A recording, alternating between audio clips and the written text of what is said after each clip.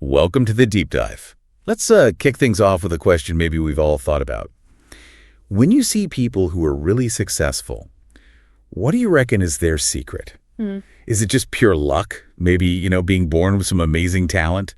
Or is it having tons of money and the right connections? Right. Those are the common assumptions, aren't they? Exactly. We often look at success and think, oh, they got lucky, or, well, they're just naturally gifted, or maybe even everything was handed to them. It's easy to think that way. Yeah, it takes the pressure off us sometimes, maybe. Maybe so. But what if the sources we're looking at today point to something else entirely? Something much more within our own control, but often overlooked. Something less about what you start with. Precisely. Yeah. Less about what you're given and more about what you, build. So today, our mission is to really unpack the incredible impact of daily discipline. Okay. We're going to explore what our source material lays out as 5 simple but really effective habits. Habits that, if you stick with them, could genuinely change your life. Sounds good. So we're diving into the power of daily discipline. That's the plan. Prepare to connect some dots with us. All right. Okay, so let's get into it. A lot of us, and I'll admit I've thought this way too, we see discipline as sort of fixed. Like you've either got it or you don't. Like it's a personality trait you're born with. Yeah, exactly. We might even label ourselves, right? Oh, I'm just not a disciplined person. Yeah.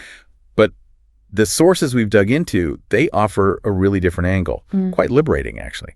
What are they saying about what discipline really is? Well, what's fascinating is how the material describes it, not as something you're born with, not an inherent trait, but more like a skill you cultivate, an invisible force, you could almost say. An invisible force. Interesting. Yeah.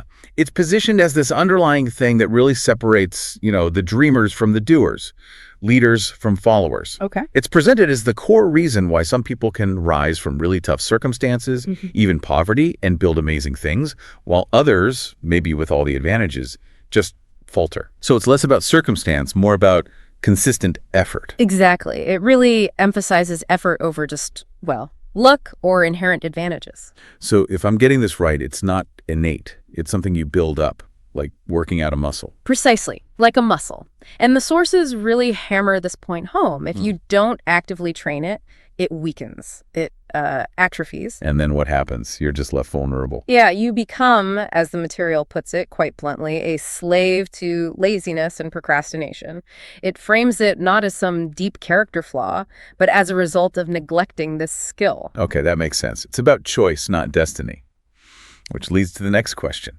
Just how important is this skill? How much does it really predict success? Right, and this is where it gets really compelling. The research we looked at suggests that self-control, this cultivated discipline, is actually a better predictor of success than IQ. Better than IQ. Wow. Better than IQ, better than raw talent, even better than someone's social background. It's quite a statement. That is profound. Is there evidence for that? Like studies? Absolutely. Think about the famous marshmallow test. You probably know it. Oh yeah, the kids and the marshmallows. 1 now or 2 later. Exactly. So the children who showed that self-control, who could delay gratification and wait for the 2 marshmallows, researchers tracked them for years afterward. And it wasn't just about getting an extra marshmallow in the end, was it? Not at all. Those kids, the ones who waited, they tended to have higher grades later on, better careers, even reported healthier lives. So that one little moment of willpower, it kind of echoed through their whole lives. That's the idea. It demonstrates how this ability to resist immediate reward for a bigger future payoff is foundational. It ripples out. Okay, that really lands the point about its impact. So it's not some secret ability only certain people have. Nope. And the really good news here, the part I find genuinely motivating, is that building this almost superpower, it comes down to small daily actions. Little things. Yeah, things that might seem insignificant by themselves. But you do them consistently day after day, and they start to, rewire your brain, build up that willpower. Exactly. They rewire pathways, they harden your resolve, and they can create this unstoppable momentum. It's not about massive life-altering changes overnight. It's about the micro victories. The micro victories. I like that. And that's what we're going to get into now, right? These 5 specific habits from the sources. Let's do it. Okay. Habit number 1 for building that unshakable discipline. Get out of bed immediately, no excuses. Now, hitting the snooze button, who hasn't done that? Right. It feels so harmless. Just 5 more minutes. What's the big deal? Totally. But the sources suggest there's more going on beneath the surface. This is where the science gets interesting. Yeah, well, what the material highlights is that every single time you hit snooze, you're actually training your brain. You're teaching it to choose comfort over commitment. Okay, so it's a tiny decision with bigger implications. A huge implication. Neuroscientists have seen that the very first decision of your day tends to set the tone cognitively and behaviorally for everything that follows. So starting with procrastination leads to more procrastination. Often, yeah.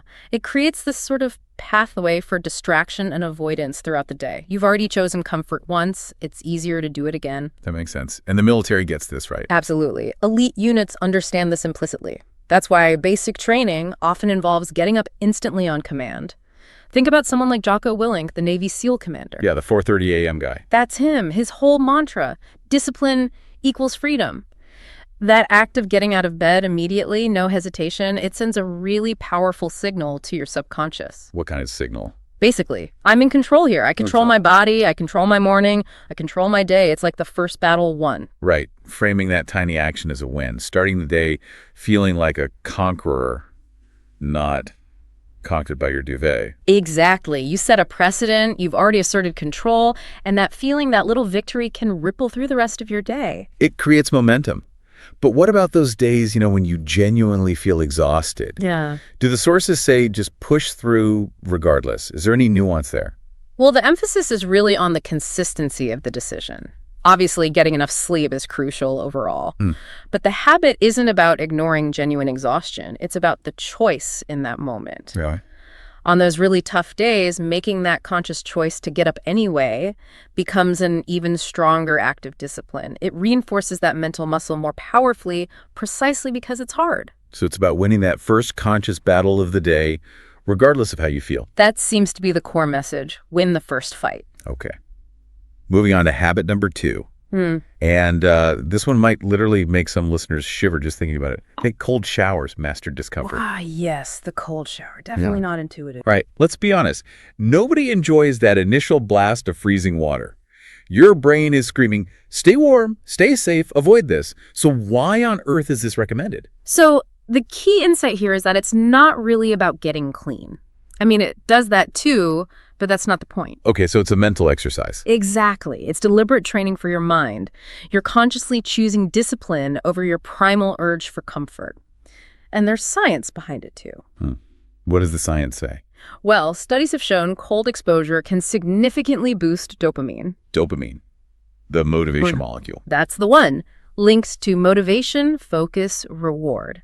Some studies suggest a boost of up to 250%. Plus, there are other benefits mentioned, like strengthening the immune system, improving circulation, making you more resilient to stress generally. Wow, okay, so there are physical benefits too. There are, but the sources really emphasize the psychological victory. Yeah. Every time you willingly turn that tap to cold, you're proving something to yourself. What do you... That you can face discomfort head on. That you can choose the hard path, willingly. And here's something really counterintuitive the material brings up. Go on. People who deliberately seek out discomfort through things like cold exposure or maybe intense exercise or fasting, they often report being happier than people constantly chasing comfort. Happier by being uncomfortable. Seems backwards. It does, right. But the reasoning offered is simple and powerful. Comfort kills growth. By embracing discomfort, you build genuine mental strength, resilience, and that leads to a deeper kind of satisfaction. Okay, I could see that. Conquering something difficult gives you a sense of accomplishment that just being comfortable doesn't. But what about starting out? Is it all or nothing? Freezing from day one? No, not necessarily. The sources imply a gradual approach works well. You don't need to jump into an ice bath. Maybe just end your normal warm shower with, say, 30 seconds of cold. And then build up. Yeah, gradually increase the time or maybe make the water a bit colder over weeks. The point is the deliberate act of choosing discomfort consistently. It's the repetition that builds the muscle, not the initial shock value. That makes it feel a lot less daunting, more achievable. Okay, let's move to habit 3. Use to-do lists, but not the way most people do. Right. The humble to-do list. Yeah, but the sources point out a common problem. Most people just drift, right? Yeah. Reacting to emails, notifications, whatever pops up. Then the day ends and they think, what did I actually do that mattered? It's easy to be busy but not productive. The feeling of being enslaved by distractions, as the material puts it. So if just jotting things down isn't the answer, what makes a to-do list effective according to these sources? What's the twist? The twist is seeing it not just as a list, but as a battle plan for your day. A battle plan. Okay, explain that. It means consciously prioritizing the important stuff, the tasks that actually move the needle over the merely urgent stuff, the constant noise. It forces you to be intentional. So it's about focus, not just memory. Exactly. And the sources stress that just writing things down isn't enough. You have to be ruthless. You have to prioritize. Ruthlessly prioritize. That sounds intense. It is, in a way. There's that great anecdote about Warren Buffett and his pilot. Oh, I think I've heard this one. He tells the pilot to list his career goals. Yeah, list 25 goals. Then, and this is the crucial part, circle only the top 5. Okay. So what about the other 20? Buffett apparently told him those 20 weren't just lower priorities, they were the avoid at all costs list. They were dangerous distractions that would steal focus from the top 5. Wow. That really reframes it. Discipline isn't just about doing things, it's about not doing other things. Precisely. It's about doing the right things, consistently, protecting your focus like a hawk. So the list becomes a tool for mastery, for directing your energy, not just remembering appointments. How does someone practically start being ruthless with their list? Well, a key takeaway seems to be identify your top 1 to 3 most important tasks, the MITs for the day, and commit to tackling those first, ideally before the day's chaos takes over. Get the big rocks in first. Exactly. Shift from reacting to proactively executing on what truly matters. Got it. Okay, habit 4 feels like it zooms out a bit. Write down weekly goals, control your future. Moving from the daily battle plan to the weekly campaign strategy, maybe? Yeah, I like that because, again, it contrasts with just living in survival mode, right? Just reacting to whatever crisis pops up next. Disciplined people, the sources say, they don't just focus on today, they actively shape tomorrow. And there's compelling data on this one, too. Studies show that people who physically write down their goals are significantly more likely to achieve them. How much more likely? Something like 42% more likely. And notice the emphasis. Write them down. Not just think about them, not just talk about them. Why does writing make such a difference? The act of writing seems to crystallize your intention. It takes a fuzzy idea, a vague dream, and makes it concrete. Tangible. It engages your brain differently, creates stronger commitment. The analogy used is like going into battle without a map or a mission objective. You just wander around, right? Wasting energy, getting hit from unexpected directions. That's how a lot of weeks can feel sometimes. Yeah. Aimless. Exactly. But setting clear weekly goals gives you that mini roadmap, as the sources call it. It provides direction. And discipline then becomes about actually following that map you've created step by step. So you become the architect of your week, not just a passenger. That's the idea, taking control of the direction instead of just drifting. Does it matter how you write these goals? Like, should they be SMART goals? Yeah. Specific, measurable, achievable, relevant, time-bound. The material definitely leans towards clarity and specificity. The clearer and more concrete the goal, the easier it is to visualize, plan for, and track progress. So yeah, those SMART principles are certainly helpful in creating an effective roadmap. Makes sense. Okay, on to our final habit, number 5. And this one has a bit of a twist. Reward yourself, but only after victory. This one tackles the feeling that discipline is all sacrifice, no fun. Right? It feels restrictive sometimes, like you're constantly saying no to yourself. But the paradox here, according to the sources, is that this kind of discipline actually leads to more freedom and joy. How does that work? Well, it taps into basic brain wiring. Our brains are designed to seek rewards. If you try to deny all pleasure, all rewards indefinitely, you're likely setting yourself up for failure. You'll rebel, burn out, give up. Okay, so total denial isn't sustainable. Probably not for most people. Yeah. But the key is strategic rewarding. Rewarding yourself after you've completed the difficult, meaningful task. Delayed gratification again. Exactly. It's incredibly powerful. It trains your brain to associate pleasure with progress, with earned accomplishment, rather than seeking those cheap, easy dopamine hits from, say, scrolling social media or binge-watching TV. So you're hacking your own reward system. You are. But, and this is crucial, there's a sweet spot. If you reward yourself too easily or for doing too little, the reward loses its power. Your brain learns laziness gets rewarded. But if you never reward yourself, your brain can build up resentment. Discipline starts to feel like pure punishment. So you need to find the balance. Right. The sources say rewards should be ideally relatively rare, genuinely earned, and meaningful to you. So you finish that tough workout, You complete that block of deep work you scheduled, you hit that weekly goal you wrote down. Then you allow the reward. Then and only then. That way, discipline doesn't feel like a constant grind. It feels like the price you pay for something worthwhile, an investment that yields a return you actually enjoy. That's a great way to frame it. It builds this positive feedback loop, making the discipline itself more appealing over time. What kind of rewards work best? Big things, small things. The material suggests it should match the effort and be something you genuinely value. It doesn't have to be huge. It could be 20 minutes reading a book you love, guilt-free. It could be your favorite snack, an episode of a show, even just 5 minutes of quiet reflection. As long as it's valued and strictly tied to the completion of the disciplined act. Exactly. That link is critical. Earned, not just given. Okay, so we've covered these 5 habits. Bringing it all together, what's the big takeaway for someone listening right now? Well, I think the really powerful conclusion from all this material is that discipline isn't about being perfect. Nobody's perfect. It's about consistency. Right. It's not about never slipping up, but about getting back on track. And recognizing that your life, right now, in this moment, is essentially the sum total of your daily habits. What you do consistently shapes who you become and what you achieve. That's quite a thought. Your life is the sum of your habits. It is. But the really empowering part of that is you can change the sum.